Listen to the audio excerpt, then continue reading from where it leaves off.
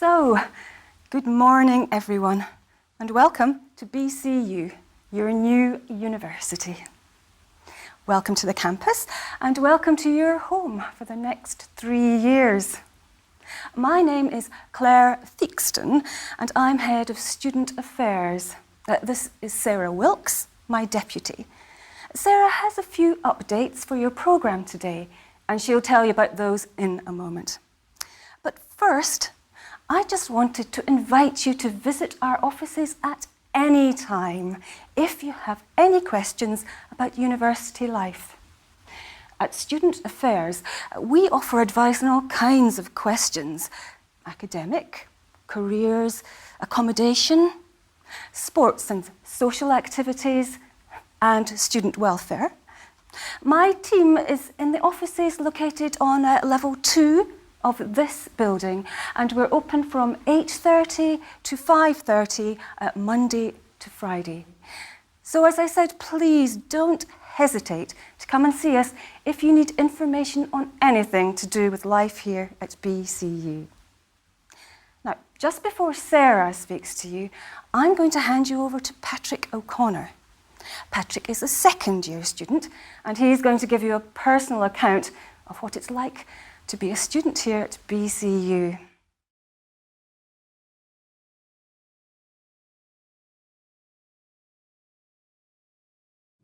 Hi, everyone. I'm Patrick O'Connor, and as Claire said, I'm a second-year undergraduate, and I'm studying for a degree in business administration. So, in the next few days, you're going to get a lot of information in a short space of time. By the end of the week, you will have more handouts than you will ever need. You'll have sat through more talks than you can ever possibly want to hear. But that's okay. You don't need to remember it all. The most important thing is that everything that happens this week will make your transition into university life easier. 2 years ago, I was sitting where you're sitting now. To be honest, I was pretty nervous and unsure of myself. I come from a small town, and my parents are not rich. I imagined that everyone else was from a big city, and they had parents with really important professional jobs. I didn't know if the course I had chosen was the right one for me. I didn't know if I'd meet people with the same interests as me. But I did. And what's more, my interests developed as I studied new things and met new people. I took up singing. Yeah. And I'm now part of a 6-person singing group. Each of you has a different story to tell about why you're here at BCU. Some of you have a clear idea about what you want to achieve. Others probably don't have such a clear idea. Maybe some of you dreamed of being here since you began to think of going to university. For others, perhaps BCU wasn't your first choice. But we're glad you're here anyway. BCU welcomes you all. Our goal is to help you find the path that's right for you, no matter who you are or where you want to go. In business or the arts, in science or sports. So don't be nervous, because you'll find a community here and a place you can call home.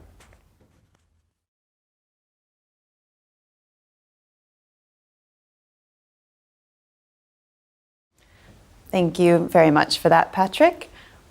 Okay, as Claire said, I'm Sarah Wilkes, and I'm the program coordinator for the day. I'd just like to take a moment to explain a couple of changes to your program. If you could please turn to page 3 of your program. The talk on life in the UK at 3 p.m. will be in room 7A, not 8A as advertised. That's room 7A. Secondly, the information session on work and visas has been moved from Lecture Hall 2 to Lecture Hall 1. It's a bit bigger, so there'll be plenty of room for everyone. And finally, the afternoon walking tour of the campus will begin at 4:30 p.m., 15 minutes earlier than advertised. Oh, and there's also an error with the opening times of the Library Information Center. On Monday to Thursday, it's open until 9 p.m., but on Friday, it closes at 8 p.m. So if you could please note that down. Otherwise, everything in the program should be correct. So it just remains for me to say, enjoy your day, and please approach one of the staff if you need help at any time.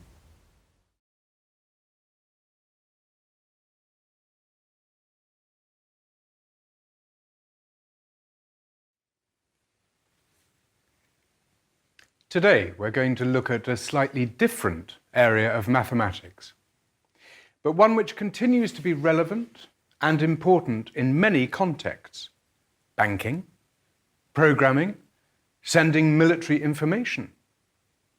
So, today's subject is cryptography. That is, the art of writing and solving codes. And first, we're going to focus on some of the processes involved in creating codes. And then we'll look at the work of cryptographers. These are the people who make and break codes.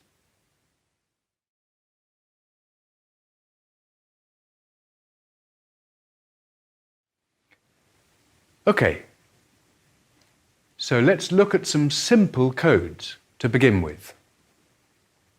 Now, the most basic type of code is known as the substitution cipher. Let me clarify a bit here. In cryptographic terms, a cipher is another word for a code. And what we mean by a substitution cipher is when you create a code by replacing each original letter in a text with a different character. An early example of this is the Caesar cipher, which replaced each letter of the alphabet with the letter 3 places further down the alphabet. So A was replaced by D, B was replaced by E, and so on. Now, every substitution cipher uses a key. The key is the component which tells you what you need to do to create the code. For example, in the case of the Caesar cipher, it tells you how many spaces the letter has been moved along. If you want to have a more secure code, you can regularly change the key that is used. Over time, substitution ciphers became more complex. Cryptographers started to use not just one key, but many different keys in a message. And this raises the question: if the cryptographer uses many different keys in a single message, how can anyone break such a code? Well, one method is to use a crib. A crib is a type of answer key. This is usually part of the decoded text that someone has already found or has worked out. When you have a crib, you can use it to guess the meaning of the rest of the ciphertext. Just to clarify, a ciphertext means the coded message. So, if you guess, for example, that the characters E, F, B, S in a letter represent D, E, A, R, the word dear, then using those letters as a starting point, you can work out what the key is. So for the very simple example that I gave you before this lecture, the answer is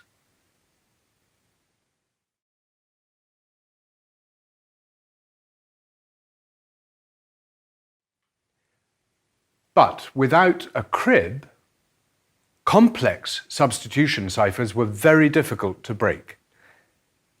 However, this changed in the 9th century when the Arab philosopher Al-Kindi focused on complex ciphers.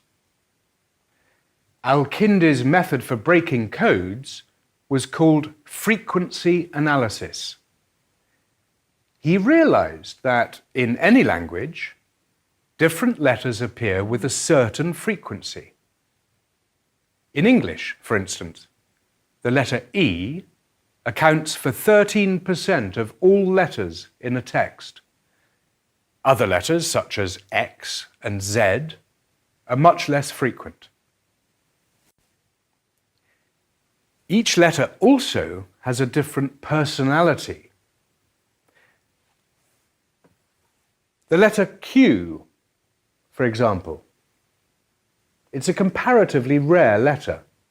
It's almost always followed by a U, well, in English anyway, and it's often placed at the beginning of a word. So to break the code, you simply have to match the personality of each character in the cipher text to the same personality in the regular alphabet.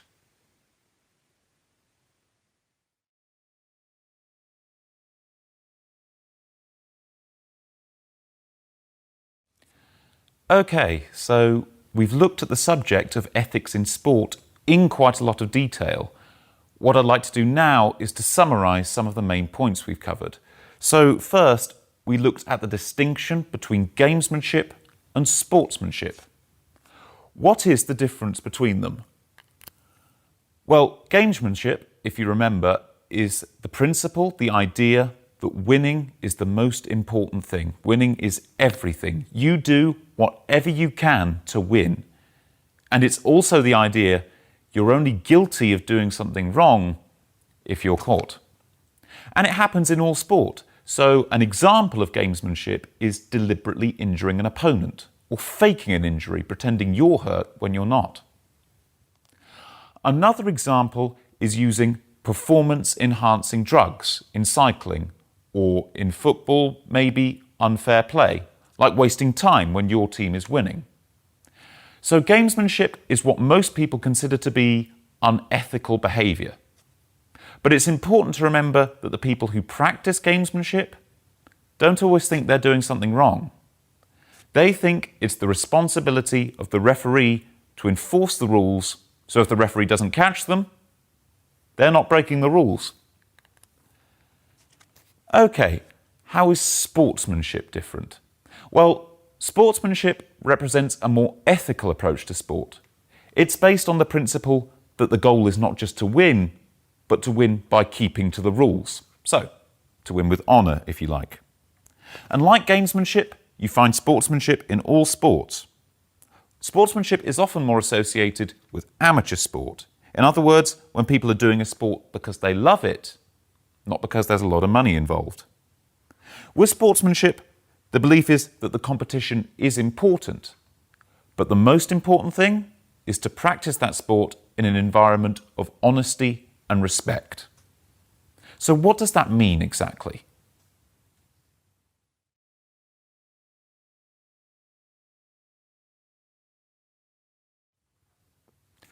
We looked at 4 principles of ethics in sport.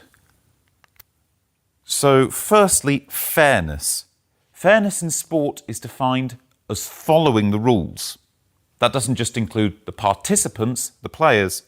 It's also important the officials apply the rules fairly too. So in football, if you commit a foul, an example of a foul is touching the ball with your hand, then you should admit it, maybe get a yellow card. If someone else commits a foul, the referee should apply the same rules. Treat them the same, so they get a yellow card too. Secondly, integrity. Playing sport with integrity means that you play the sport in the correct spirit, in the spirit of honesty. Sometimes this doesn't happen. For example, when 2 football teams know that a draw, like a 1-1 or a 2-2, mean they both qualify for a competition, so neither team tries to win the match. They play for a draw. That is not playing with integrity. In fact, it damages the integrity of the sport. Thirdly, respect. Respect is polite behaviour towards someone or something that you think is important. So behaving to them as you would like them to behave to you. So in sport, you should show respect for your opponent and for the rules of the game, but also respect for the referee, respect for supporters, the people watching, and so on. Lastly, responsibility. Being responsible for your behaviour on the field and off the field. This is important in contact sports such as rugby, where you could really injure an opponent if you play irresponsibly. This last point is important because ethics in sport is related to ethics in general, in society, in everyday life. The negative behaviour of sports people, particularly role models, such as famous footballers, has an effect on the behaviour of other people in society, especially children and young people. And of course, the ethics of society also has an effect on the behaviour of sports people. Okay, so, are there any questions?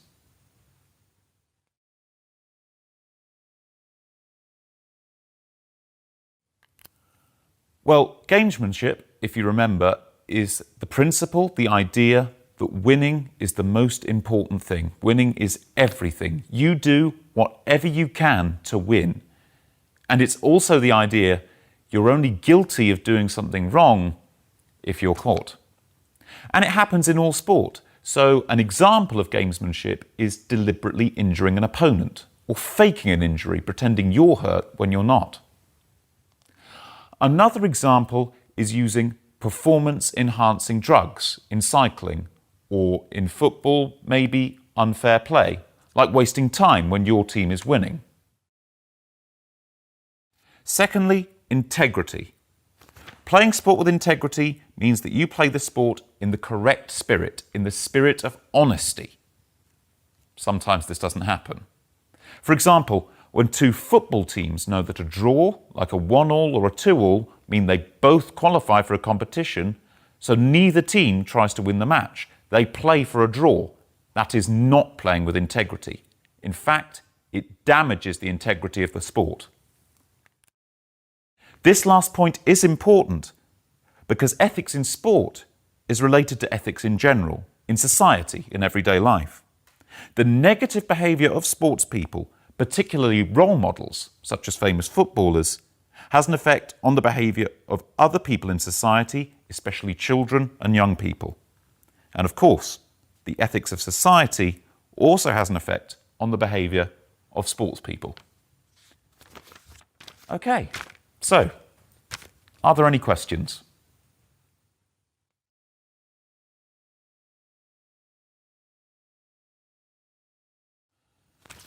Okay, so, are there any questions? Yes. You mentioned drugs, but there was a word which I didn't catch. Performance something. Oh, performance-enhancing drugs. What does that mean? Well, enhancing means increasing or improving. So performance-enhancing drugs will make you perform better, make you faster or stronger. Of course, not all drugs enhance performance, but some do. Can you spell that? Yes, ENHANCING.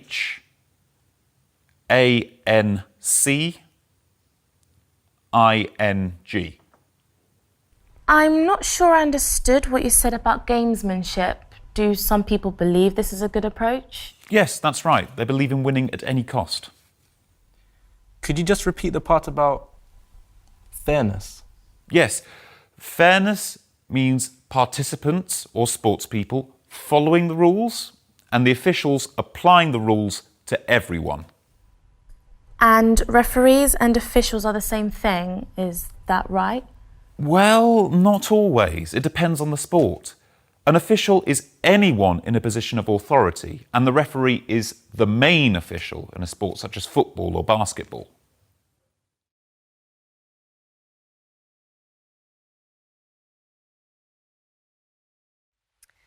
So, today we're going to be looking at food production and consumption globally, and some of the issues affecting production and consumption in different parts of the world. As you know, and as we've discussed before, there are huge differences in the amount and the quality of food available to people across the world, depending on which part of the world they live in. So we have a situation where many developed countries, Western countries like the USA and Canada and Australia, have more food than their populations need. A lot more food, in fact. And at the same time, we also find that in the developing world, there are countries which don't have enough food to feed all of their population all of the time. So, examples of these would be parts of Asia and Africa, countries like Bangladesh, Sudan, and Ethiopia. And as a result, in these countries, there are situations in which the population suffers from hunger, from malnutrition, and in the worst cases in recent history, from starvation. So, in this lecture, I want to examine some of the reasons for this imbalance in food distribution and why it's such a serious issue for all of us.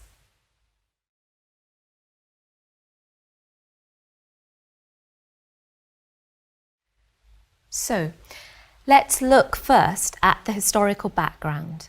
This graph compares world food production and world population growth in the 40 years between 1961 and 2000.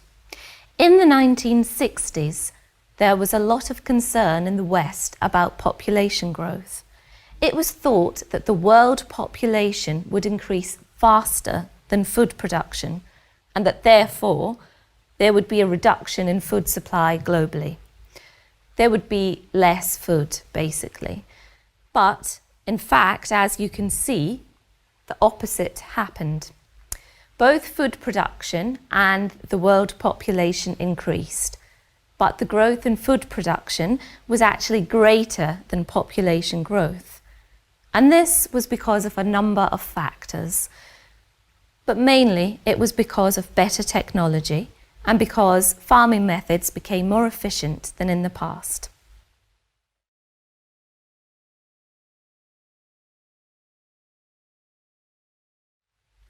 However, as the graph shows, this trend was not the same everywhere. There were regional variations. This data comes from the Food and Agricultural Organization of the United Nations. Here, we can see a breakdown of food production by continent over the same period, 1961 to 2000. You will notice that there are significant differences. So in Asia, for example, food production was higher than in Latin America. And in Latin America, it was similar to North America. But in Africa, food production actually went down over the same period, as you can see. So why was food production in Africa not as high as in other parts of the world? There are quite a number of complex reasons why Africa was not as productive as other countries during this period. But the main reasons were, firstly, a series of droughts where there was no rain for extended periods of time. And without water, of course, food production was badly affected. And the second reason, it must be said, was poor planning in terms of managing food supply and distribution. The consequence was that many African countries had to import food from other parts of the world. And in fact, even today, the amount of food that Africa imports is bigger than the amount it exports. But this is expensive, and in countries that did not have the money to import enough food, people went hungry.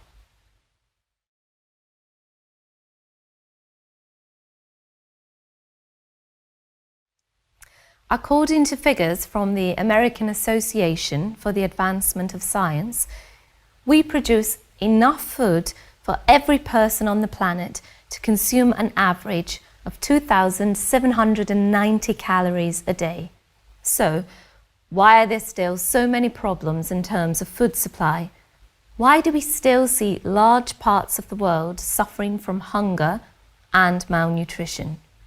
Well, one problem is distribution. You can see clearly from this table that the consumption of food per person is lower in some countries than in others, much lower in fact. In the USA, the average person consumes 3,830 calories per day. Some consume more, some consume less, but the average figure per person is 3,830 calories. That's more than enough. In Eritrea, it's only 1,530 calories per day. Less than half as much. And it should be noted that these figures include food that is wasted or thrown away. Okay, these are extremes, but they show clearly, I think, the extent of the imbalance. So, how do we solve the problem of this imbalance? An obvious answer is to distribute the excess food produced in richer countries to the poorer countries. But unfortunately, it's not as simple as that.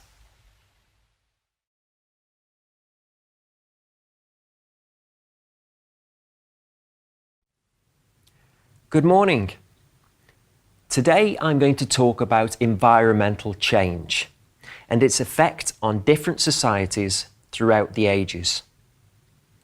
First of all, I'll give you an overview of what is meant by environmental change when related to a civilization. This will be followed by a short case study about Easter Island in the South Pacific Ocean. Then we'll go on to look at two very different points of view on how to address environmental concerns. And then I want to look at the implications for future societies. Okay, so the success of a civilization is closely linked to its environment. Evidence for this can be found in the failure of certain past civilizations, societies which failed because of environmental factors. Examples of this are Easter Island, the Mayan civilization of Central America, and the early Norse settlers in Greenland. All of these in the last 1,000 years. Several environmental factors contributed to the collapse of early civilizations. These included problems with the soil. For example, the ground was too wet to grow crops in. Secondly, poor water management, when not enough fresh water was available, or the water that was available was not drinkable. And then also the introduction of non-native species of animal. In other words, animals that the settlers brought with them, and which then had an effect on the native species. There was also more pressure on the things that could be used for survival: food, water, and so on. And as the civilizations became more established and the population grew, there was increased demand for resources, often leading to overhunting or overfishing.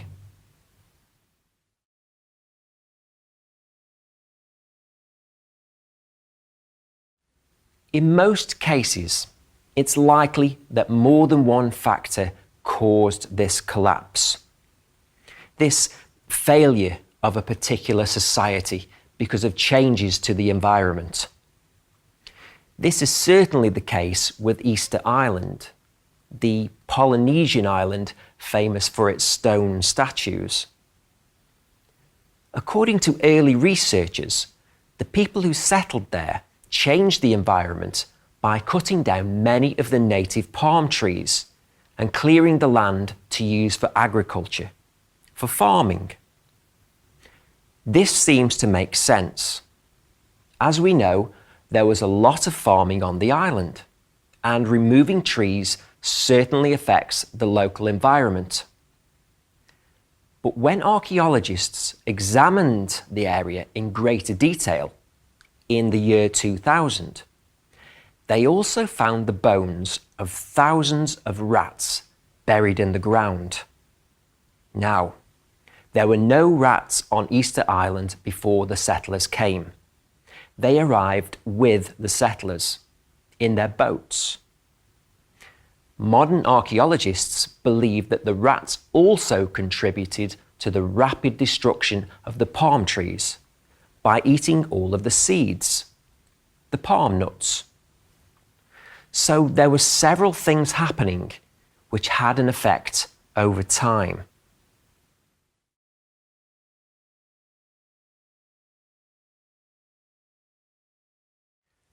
In recent times, with more modern civilizations, other environmental dangers have emerged.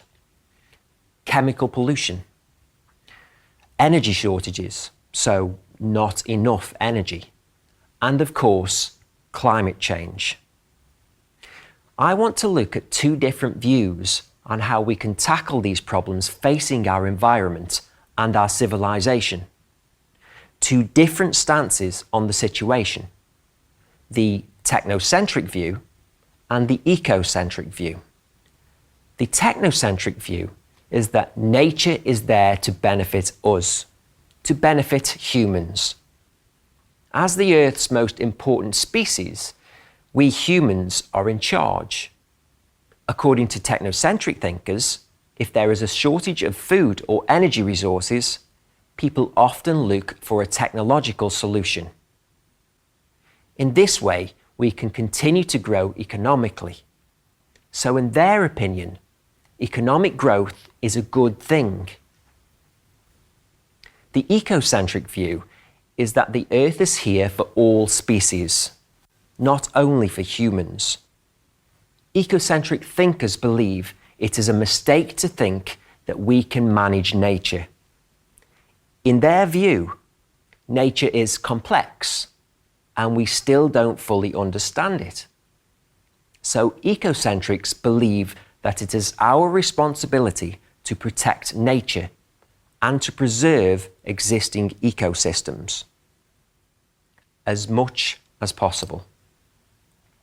Lastly, they say that resources are limited, so we must only use what can be replaced. I'll stop there for a moment so we can briefly discuss these two opposing views.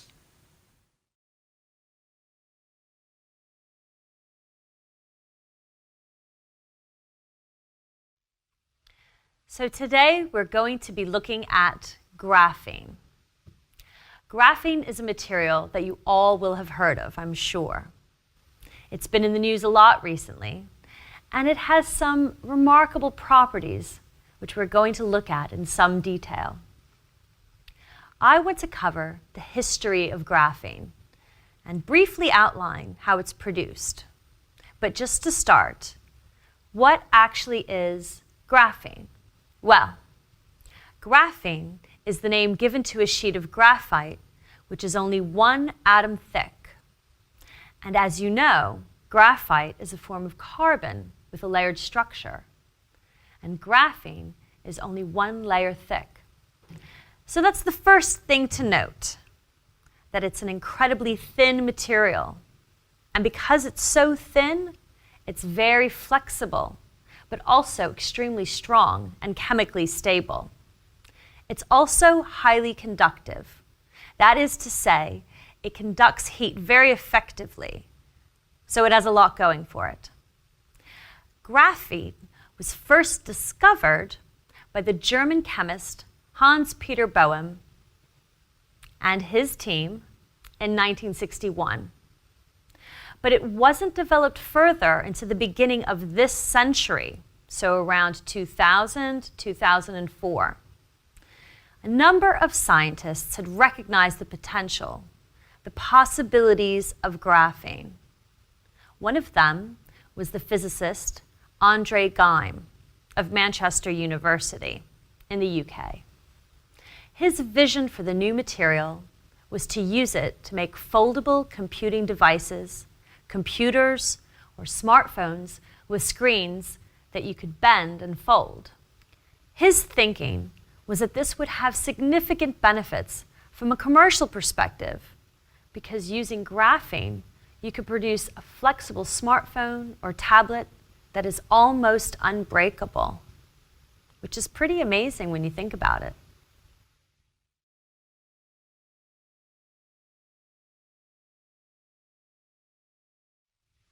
Historically, graphene was difficult to isolate.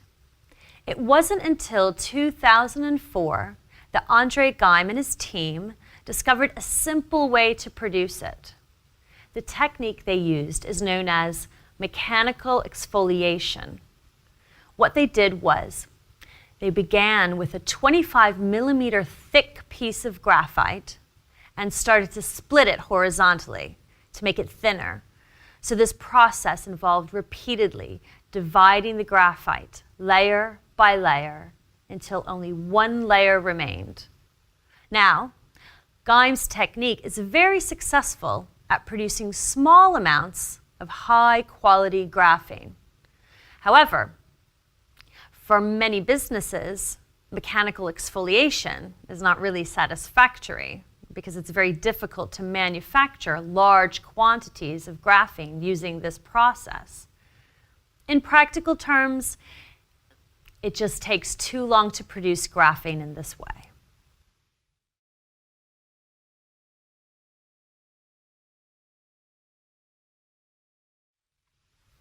More recently, a research team at Northwestern University in the United States have begun to use a different method for developing graphene. They hope to produce larger quantities of graphene using a more industrial process so that it can be used to create new products. The Northwestern process involves breaking down graphite chemically in a liquid solution. What the researchers did was to add graphite to an ethanol-based liquid, so an alcohol-based liquid. And they observed very small, very thin pieces of graphene beginning to flake off from the graphite. They then mixed these graphene flakes into printer ink and put the ink into a normal inkjet printer. From a commercial perspective, this represents a much better solution. It means that industries can print graphene electronic circuits onto any surface, a flexible plastic screen, pieces of clothing, paper, and so on. I mean, imagine, for example, a large screen that can fold like a map into something you could put in your pocket.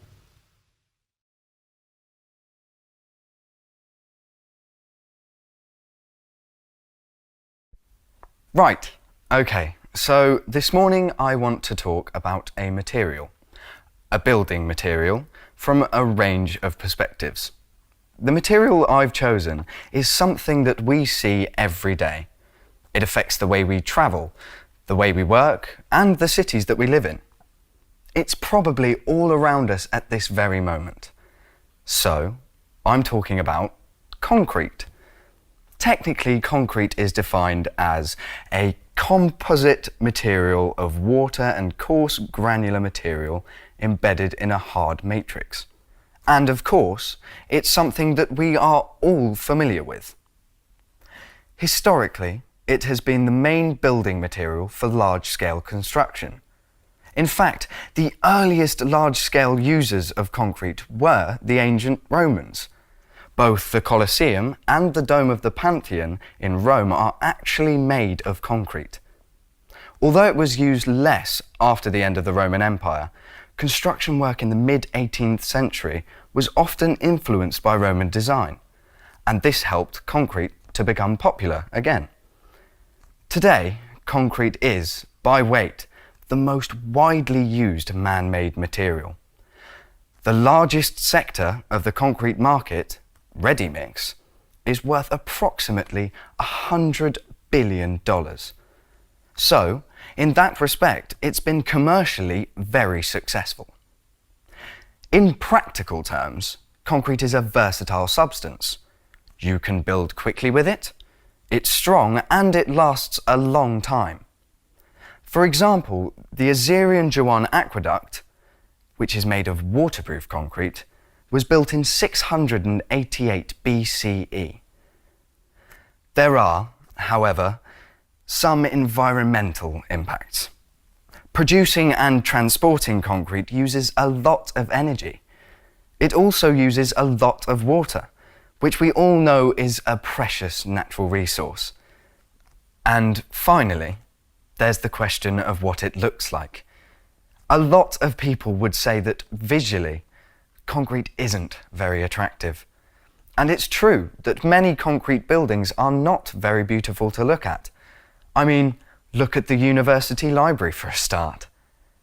But perhaps that says more about the architects than the building material.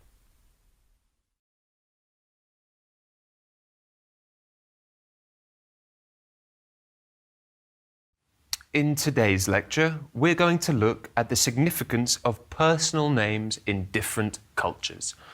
First, we need to define our terms.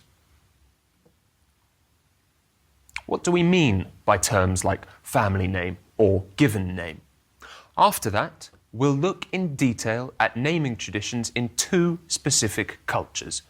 Firstly, one of the tribal groups of Native Americans in the United States, and secondly, the Han tradition of naming in China. Finally, we'll see how these two examples relate to the wider question of the significance of names in society. So, what do we mean by personal names? Well, personal names fall into three very broad categories. One, family names or surnames, such as Schmidt, Gonzalez, Mandela, Jarvis. Two, given names or first names, Thomas, Catherine, Maria, Ahmed. And then middle names, which some cultures use more than others. The main focus in this lecture will be given names, taking into account social, historical, and cultural perspectives. But first, just a brief word about surnames.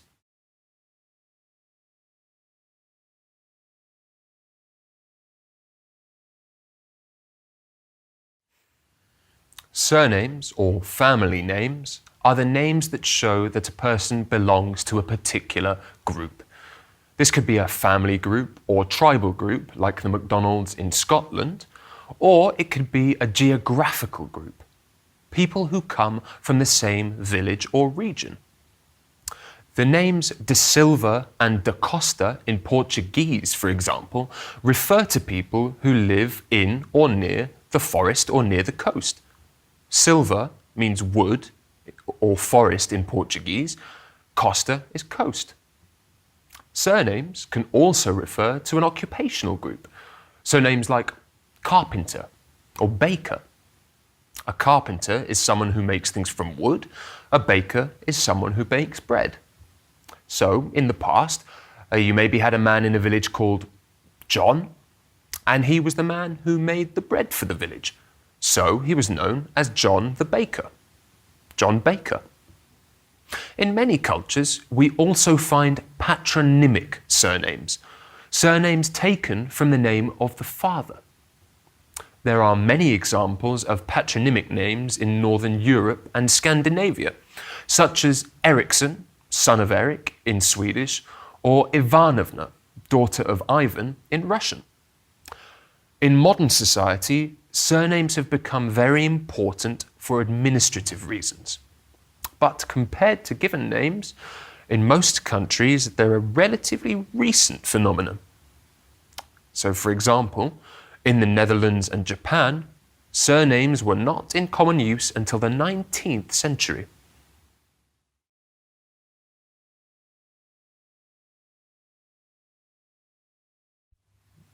Given names are a much more ancient tradition than surnames, and these are what I'd like to look at now. The question for sociologists is not just what influences parents to choose a particular given name. It's also interesting to examine how the choice of name influences a person's character or their prospects in life. So, I've chosen the example of the Apache, one of the major Native American tribal groups in the southwestern United States. I've chosen the Apache because names have a particular significance, a particular meaning in their culture. Traditionally, Apache men, like this guy here, this is the Chiricahua Apache Geronimo. Apache men were named after a particular trait of their character or a particular thing they had done, perhaps an act of bravery. Until one of these things became obvious to everyone, the child was simply called Boy. So among the Apache, we find given names like Always Ready or Strong Swimmer. So Geronimo was what the Americans called this man, but his Apache name was something like Goyachle, which means one who yawns. And these names could change during a person's life according to the development of their character or to significant events in their lives.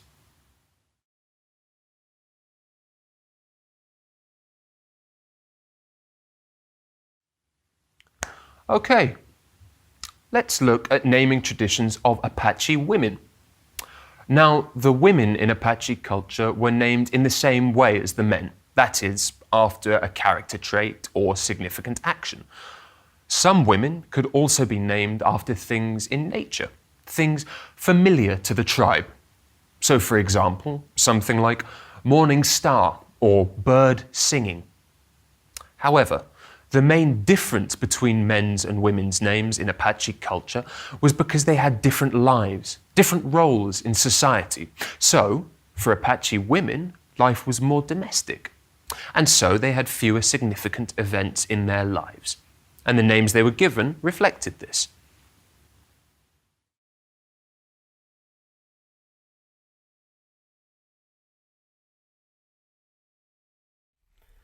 The title of my presentation is The Mariana Trench, Geography and Exploration. So, first of all, what is the Mariana Trench? Well, it's a deep underwater valley, a break in the Earth's crust, about 2,500 kilometers long. It's the deepest part of the world's oceans.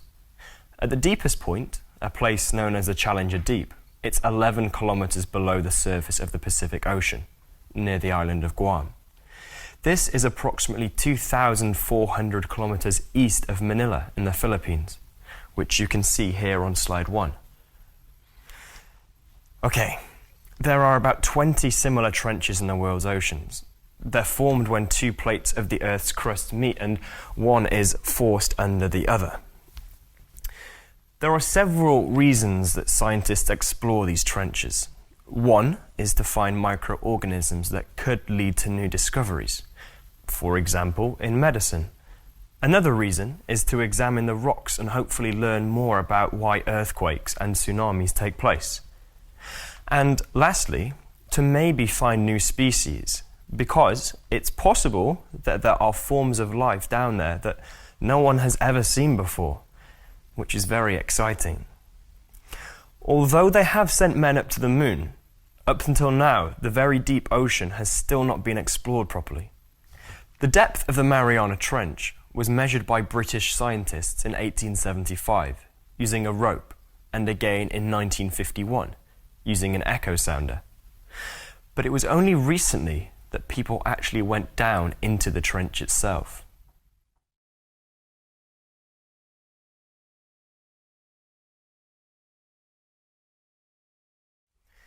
The oceanographer Jack Pickard and US Navy Lieutenant Don Walsh made the first expedition to the bottom of the trench in 1960. They used a US Navy bathyscaphe, the Trieste bathyscaphe. That's a bathyscaphe there. Up to then, most deep-sea diving vessels had been bathyspheres, small round steel containers that were lowered from the ship onto the seabed by a cable. A bathyscaphe has no cable. As you can see in this picture, it has a bathysphere at the bottom for the crew, but above it there's a large float. The float is filled with gasoline. This is let out and replaced with seawater when the bathyscaphe has to descend into the water. To return to the surface, the bathyscaphe also has iron ballast, so heavy weights, which is dropped to to make the vessel lighter and help it ascend to get back up to the surface. The system worked perfectly. However, when the Trieste finally reached the bottom of the trench, the crew had used almost half their air supply. The descent had taken 5 hours. They only stayed on the bottom for about 20 minutes and then ascended again. While they were exploring the trench, the crew noted that the seabed was soft and featureless. They also reported seeing a flat fish, but this was later disputed by other scientists.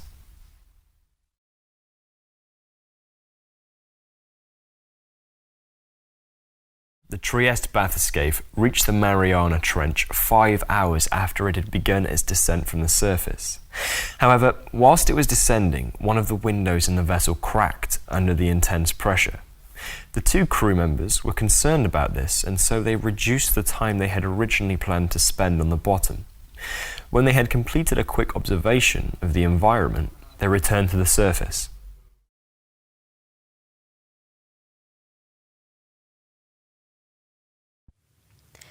Tom presented an overview of the earliest expeditions to the Mariana Trench.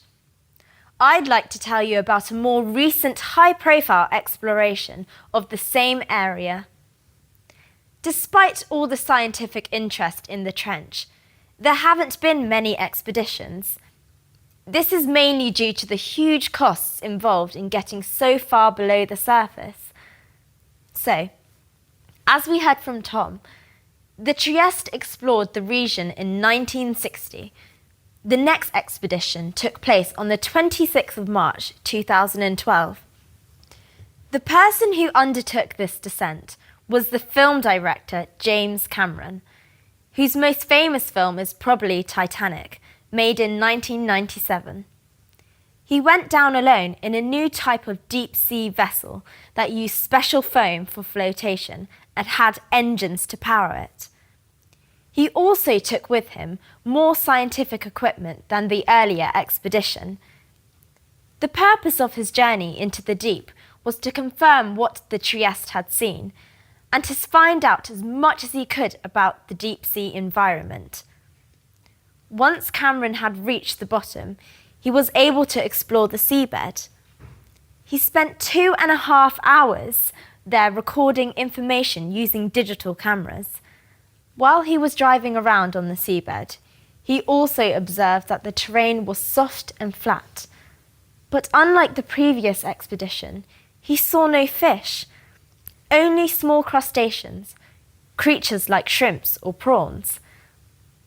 So, these 2 expeditions were mainly about proving that people could reach the bottom of the deep ocean. However, the pictures that James Cameron took while exploring the trench have been made into a 3D film called Deep Sea Challenge. Cameron has said that he hopes this will inspire other potential explorers, just as the photographs of the Trieste's journey had inspired him as a child.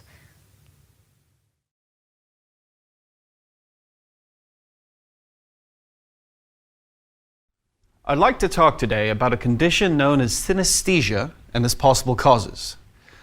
Now, synesthesia attracts a lot of interest because scientists believe that understanding why it occurs could help us understand how our brains process sensory stimuli. Synesthesia is a condition where our senses, sight, smell, taste, and hearing, appear to be mixed up.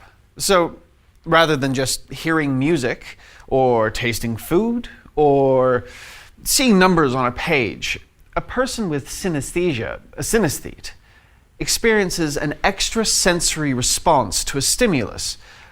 So, for example, when they hear a musical note, they might also see a color. When they hear a particular word, like book, they might at the same time get a taste of something completely unrelated, like chocolate. When they see a number on a page, they might at the same time see in their mind a certain shape or color.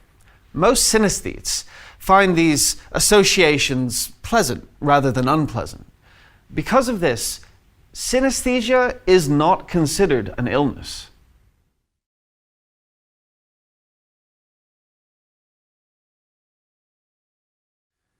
serious synesthesia only affects 1 in 2,000 people, but it has been suggested that we all have a tendency to be synesthetic. This raises 2 important questions. Is synesthesia due to a physical difference, or do people become synesthetic because of environmental factors? Now, some psychologists believe that synesthesia develops in children when they're growing up, because the taste and sound associations that synesthetes describe often come from things in their childhood. The pleasant taste of sweets, or the unpleasant taste of vegetables that they had to eat. The songs they learned at school, or the music that they repeated when trying to learn the piano. However, there are other psychologists who believe that synesthetes make these unusual associations owing to a physical difference in their brain structure. The suggestion is that their brains are cross-wired so that when they receive a signal, more than one part of the brain is activated. Okay? When they receive a signal that normally activates just one part of the brain, another part of the brain is also activated. This theory has been tested with neuroimaging, where the brain is scanned and the activated sections of the brain light up on the screen when they are stimulated. Some scans have shown different parts of the brain lighting up, but others have not. So, in fact, the results of neuroimaging have been inconclusive. It seems that there is both an increased and reduced sensitivity.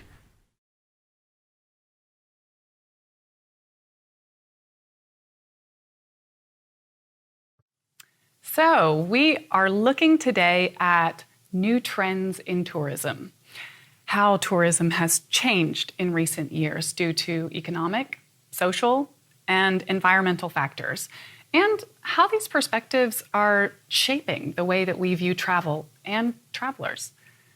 Now, the first thing that I want to discuss is the growing trend in what is called responsible tourism.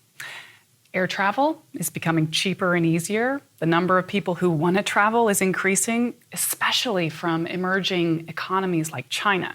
So the tourism business is booming, but this puts a lot of stress on the environment, and it raises a number of issues which responsible tourism tries to address. Now, responsible tourism can be defined as tourism which minimizes the negative economic, social, and environmental impacts on the host country. It should also make positive contributions to the conservation of the country's natural and cultural heritage. And in addition, responsible tourism should benefit the local people by involving them positively in the tourist industry and ensuring that they're paid fairly. So, responsible tourism has 3 main aims. First of all, to reduce the amount of energy, resources consumed in global travel. Second, to protect the local communities from the negative impact of mass tourism. And thirdly, to limit the amount of overseas travel.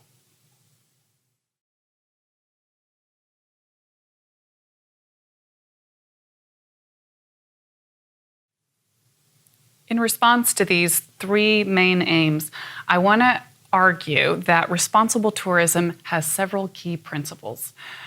First of all, a responsible tourist should understand the place they are visiting, its culture, its economy, and its politics, and show respect for these things. Tourists do this when they read a guidebook before they visit a country. It's a simple enough thing to do, and it's something which prepares travelers for interacting with a culture they are going to visit, knowing what to wear at a religious site or how to greet someone politely. This shows that the tourist is aware of the cultural difference and that they're interested in observing it. Responsible tourism also means supporting the local economy. So, for example, rather than staying in a hotel owned by a multinational corporation, a responsible tourist will stay in a hotel run by local people and use local guides or services wherever possible. And I would argue that this is the most important factor in responsible tourism, because any money they spend, any income which enters the local economy in this way has a better chance of staying in the local economy and supporting local growth. In addition, responsible tourism means being aware of your impact on the environment. Renting a bicycle rather than a car to visit the surrounding area is an example of this. Another example might be using a company that doesn't waste resources, like a hotel that only washes your bath towel and bedding when you ask them to.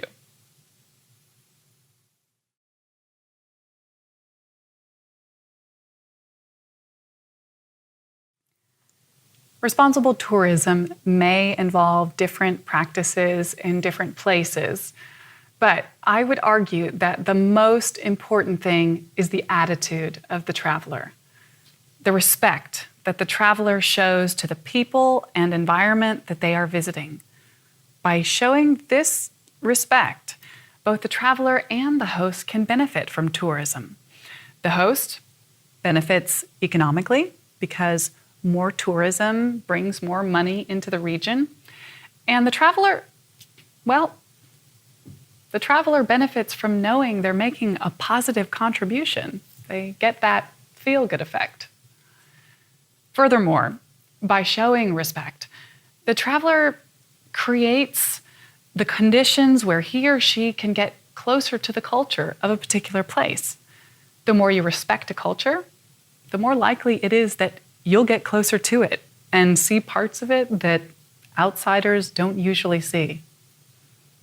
And increasing our knowledge of different cultures is, after all, one of the main purposes of travel and tourism. The more you respect a culture, the more likely it is that you'll get closer to it and see parts of it that outsiders don't usually see. And increasing our knowledge of different cultures is, after all, one of the main purposes of travel and tourism. Responsible tourism has several key principles. First of all, a responsible tourist should understand the place they are visiting, its culture, its economy, and its politics, and show respect for these things. Responsible tourism also means supporting the local economy. In addition, responsible tourism means being aware of your impact on the environment. The traveler benefits from knowing they're making a positive contribution. They get that feel-good effect. Furthermore, by showing respect, the traveler creates the conditions where he or she can get closer to the culture of a particular place.